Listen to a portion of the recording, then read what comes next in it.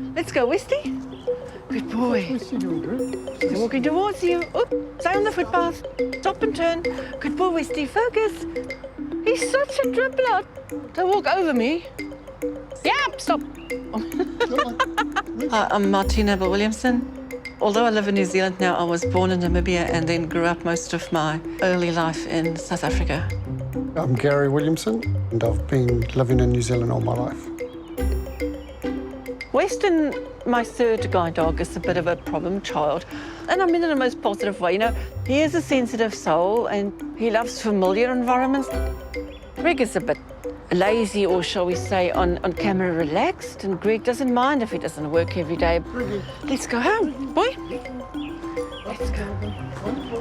You follow Greggy and Gary.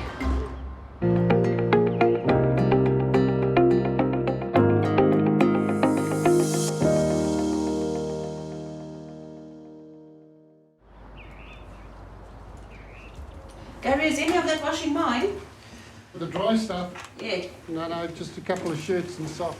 Gary and I want to live, and we are living a totally independent lifestyle. We got married in 2008, but we were really together from fairly early in 2000.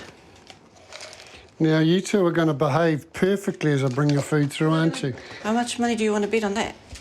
I've got to feed the dogs. That's actually the first thing I have to do. They will just follow me around until I do, so they run the morning routine. Sit. Wait. No, wait.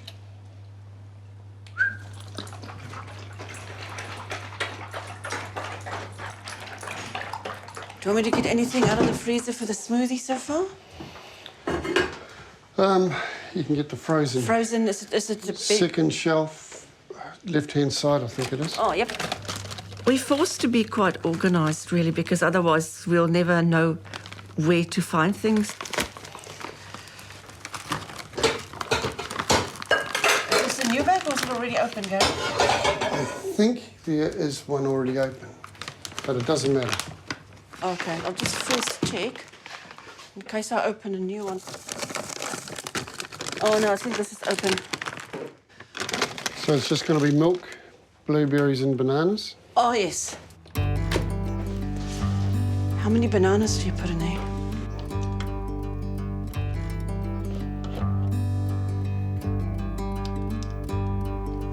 This milk's gone off. Wow. That was a bit of a shocker. That throws that theory out the window.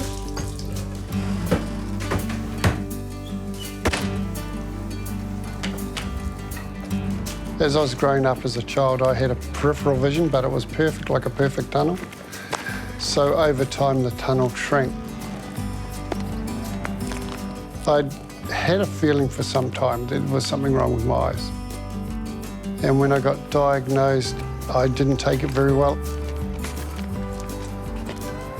It took me quite some time to get my head around it and actually start to think about moving forward. My vision at the moment is basically light and dark. I can pick up the occasional shadow depending on the lighting, but my vision really doesn't assist me at all with my mobility. Hey, how are you? Can I have a 2-litre milk, please? See you, Gary. Catch you later. Enjoy your day. Yeah. For quite a significant amount of time, I was not willing to accept my vision was deteriorating. I was still driving my car up until the early 30s, and I realised now that was quite foolish. You can be so glad you didn't just have a major accident. Yeah, okay, yeah. Have you already put the liquid in or no? Wow, you've never been so helpful before. I'm always helpful. So this is a kitchen. And I'm going to wipe my wet hands on you if you talk This is a anymore. new environment. These are New dishes. environment. You mightn't have seen this before. No, I haven't, but I felt it before. I have light perception. When it's really sunny, I can see the sun, but otherwise I can't see anything. But I've got a good visual memory. Lovely. Yeah, right here. Okay, have you already put some stuff in? Up to 20 years ago, I had colour vision. And will you Yep, make I will sure sort it with if something tells me what colour something is, I hopefully still got a good visual memory of what it looks like. Pens. Okay, is that all to be hung up? Yeah, that's all. I'll grab the coat hangers. Martine's got a lot of patience, and she continues to amaze me with the amount of things that she prepares to get involved with. I studied psychology, majoring in psychology and criminology. Alrighty. Then I did my honours in psychology.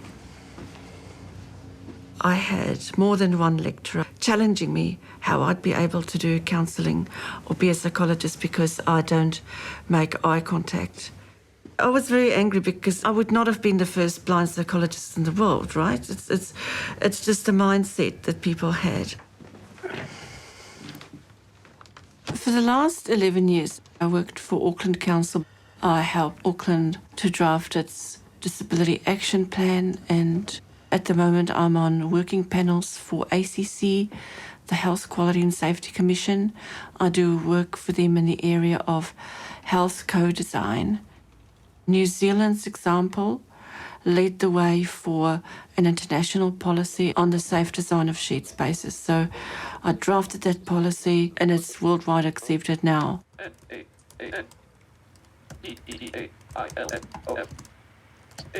My niece will be turning up soon for us to visit my mum.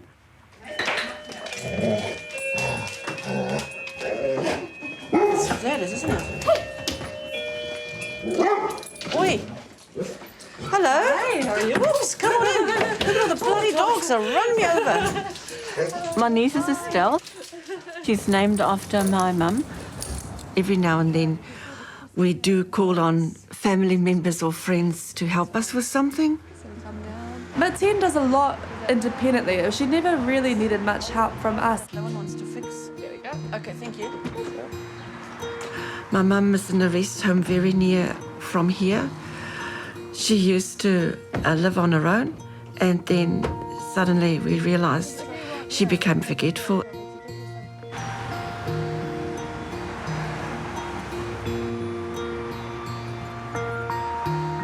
My mum was the person who believed in me right from the start. Oh, so it's a pull gate, so we just have to go a little bit further back. I thought it was a She always gave the impression I can become whatever I want to.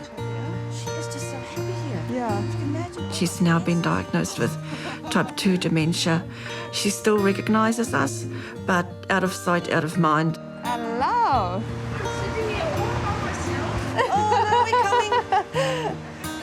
When I was diagnosed as being blind at the age of 5, there was no opportunity for inclusive or mainstream schooling for blind children.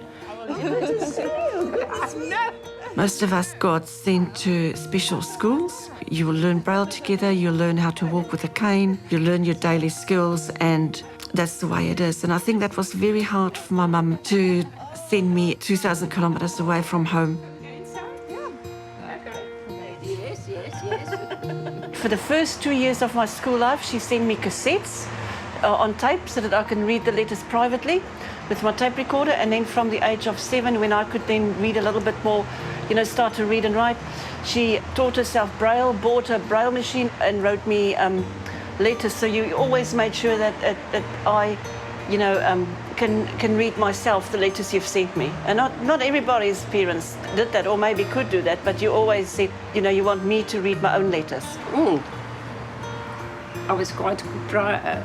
How do you say? Private? Pride. Proud? Yes. That I could do it for her. Yep.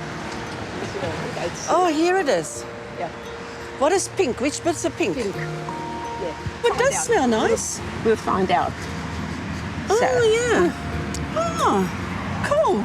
So that's what you like nowadays? To show you. Yes. Okay, just stand here. Yep, I stand here. Bend down. Yep. Feel there. Feel. Oh, what is it? It's the hole. Really? So, yes. When did you notice this? Yesterday. Did you tell them? No, not as yet. Maybe they put a sprinkler system or something in. Gate or say goodbye here. I say goodbye here. Okay. And Stel can... See you. Okay. Talk soon. Okay, Dean's and coming don't with me. forget me. I'll never forget you. See you.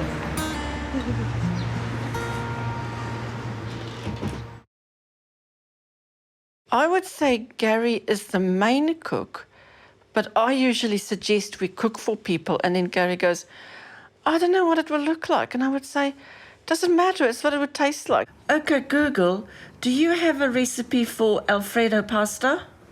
I've got a recipe called the best homemade Alfredo sauce ever. Does that sound good? Yes. Great, let's get started. Gary and I love entertaining from home. The first ingredient is 1/2 cup butter. Not that we don't like going out, but often going out is so much more planning. You know, you can't just jump in a car and pop in and see if someone might be around. Second step, cook over medium heat and whisk until melted. We're going to have friends over tonight, and it's just a couple that we really have a great time with. We forgot we didn't have bacon, so we're going to slice up some of our favourite cheesy frankfurters, add some mushroom and Alfredo sauce to it, put a bit of blue cheese to it, and go from there. Try not to cut my fingers, eh? Okay, Google, set timer for 6 minutes. With all the current cooking shows, you got to drizzle this and reduce that and simmer that, and you know, so we don't do a lot of chef cooking, as if to say, but we do a lot of meal preparation. I'm still waiting for all the cooking shows that Martin watches, for those skills to be transferred into our kitchen. Oh, you'll see it tonight. I'm looking forward to it. Good. Even though you'll be doing the work. That's right. Okay, Google, stop timer.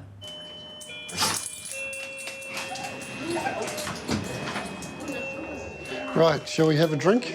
Yeah, I think we need one by now. Yeah, that's cool. What do you want, La? I'll have a little. You gonna have some sparkling too?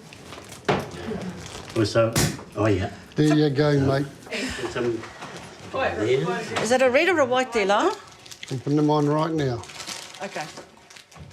Who's gonna get it first? The, what do you call, when the alarm stops and what have you? This is you. You're on Martin's right. Yes, Oh, cheers. that sun's still nice. Yes. Yeah, cheers. Yeah. Cheers. Hopefully we get a few more days Martin. with summer Yeah. coming on the team. Gary, And I'll coming miss you. everyone as always. Do you want? Coming. Yeah. Got it. Do I still want to have a clink? I thought I had one. Yeah, well, that's what I it'll, thought. It'll do. How was Fiji? Hot. People often ask me, how do I distinguish colours or know what colour I'm wearing? So I've got this clever gadget called a colour test. And when in doubt, especially with the clothes that I try to, where I can't remember what colour something is, so just grab this, see what it says.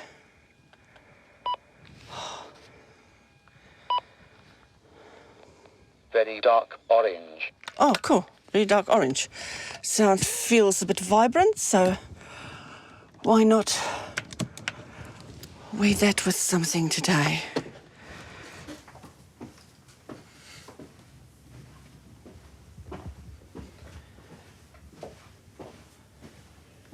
Up into in my 20s, I could distinguish colour.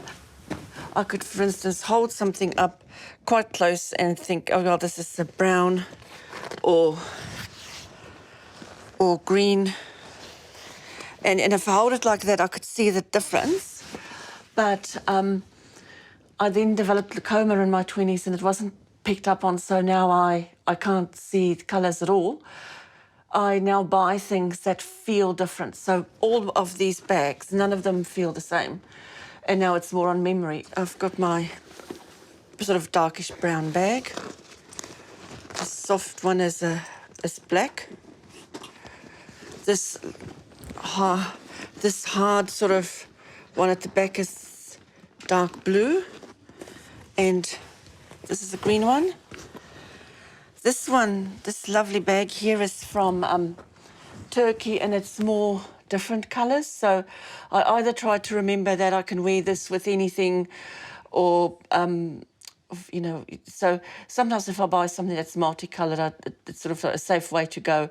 But then it's more about the touch, the texture of it, or where it come from. Okay, Google, what's the time? It's 8:34. How long will it take to travel from Manurewa in Auckland to the Auckland airport? I can't find the right place. You might want to try finding it on Google Maps. I've always been a bit competitive and a bit driven. I realised that I don't just want to be a mediocre, I want to be good at something. I don't want to be middle of the road. Like at school, I was never an excellent musician, but when I practiced, I could be good. But I had to practice harder than the people that had it as a natural, you know, can play by ear or so. I had to read the music and study it and play. And I was always a bit of a perfectionist.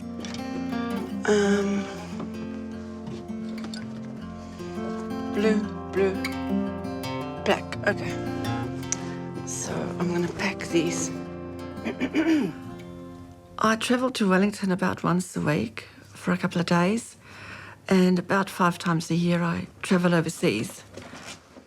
Okay, now, when you usually get these in the hotel, they're like $70,000, but you know, so if I get hungry, I've got my own little snacks. Very dark purple.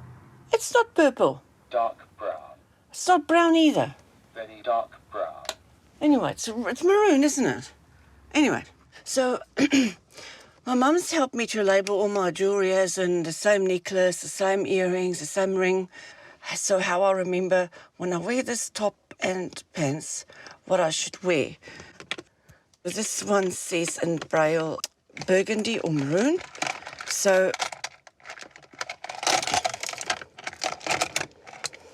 oops.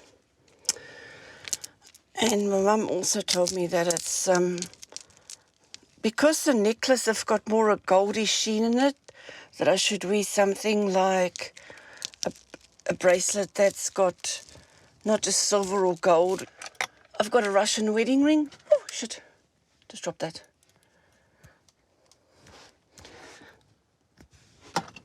I better not forget to put my wedding rings on. Most of my rings are in this container there. Okay, Google, what is the weather like today in Wellington, New Zealand? Today in Wellington, it'll be cloudy with a forecast high of 16 and a low of 12. Off you go.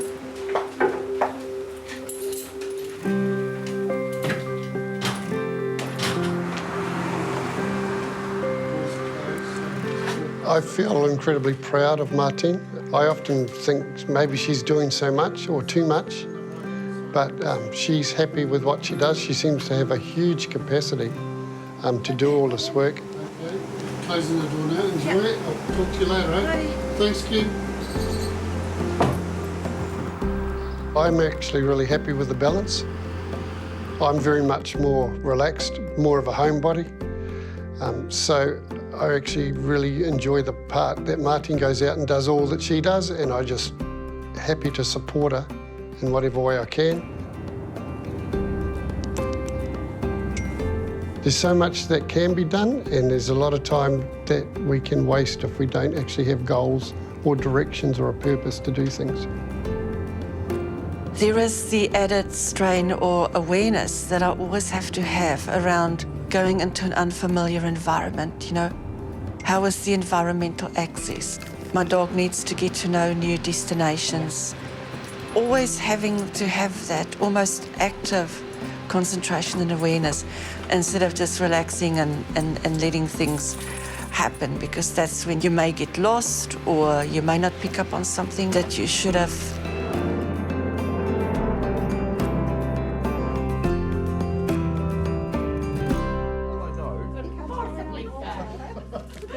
All I know is that other hosts, as other hosts improve what they provide, they make themselves more attractive to people. It's only been over the last decade that disabled people had the opportunity to influence the services we receive and to have a say in the planning and design of it. What's happening about employment services, as in not the employment hub, but people wanting help to become job ready or study or look for a job. The prototype, cabinet did agree that some funding from MSD would transfer.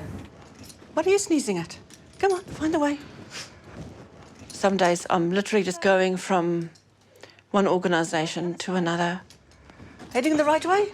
Yes? Come on. I realised I wanted to get into advocacy when I filled in part-time for vocational placement advisor at the Blind Foundation. Friday morning. Excellent. I went from doing basic counselling to trying to help people to find jobs.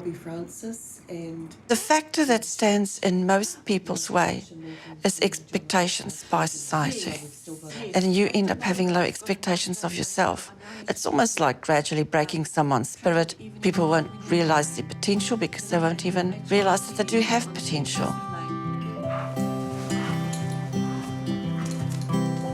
A lot of times I find at some of the meetings a little bit frustrating because there seems to be a lot of talk, but Martine really works well in that environment and just loves getting things done.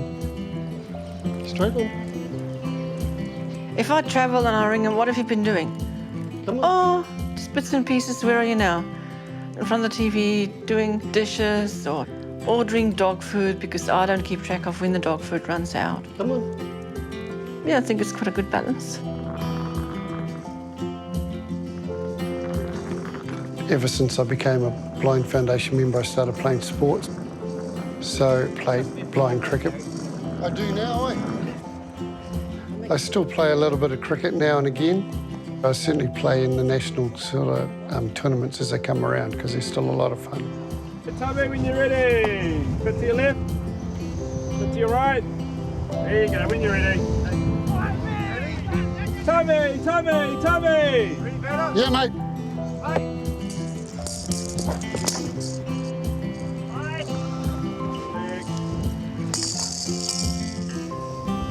I did bring out a bat, eh?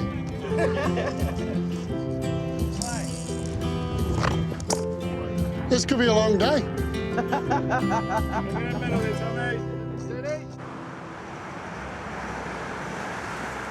I can have up to 5 or 6 appointments a day. So Skype calls, general email exchanges. I'm often just sitting at night doing a lot of that. A lot of the accessibility work that I do is on behalf of the World Blind Union. The World Blind Union has got about 190 countries signed up to it. So it's a very powerful collective entity if we put our mind to it. I really love it. Every time I have an opportunity to advocate for something or to campaign for change or to question why something's happening a specific way, it is really empowering. Winning the Making a Difference Attitude Award and then the Supreme Award, it really took me by surprise. In our eyes, there are no disabilities here. There is only attitude. And the winner of the Attitude ACC Supreme Award is Martine Abel-Williamson.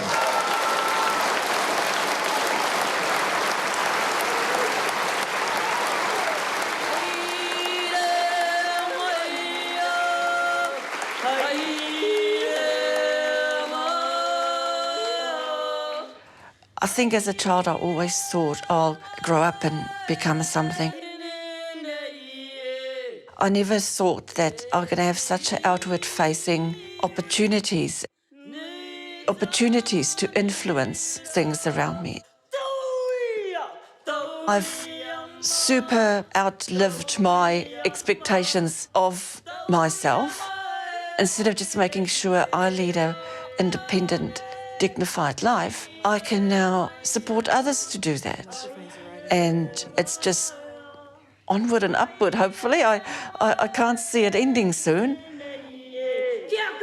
Be strong.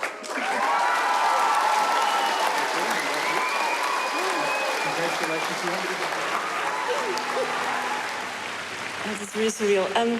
Firstly, I want to thank the sponsors Ministry of Health and Attitude Trust and everybody. And I must say, with all my travels, my husband, who's here tonight, has been asking me, when can he have an appointment with me? And I said, thanks to Sky City, you have a night with me tonight in the Sky City Hotel.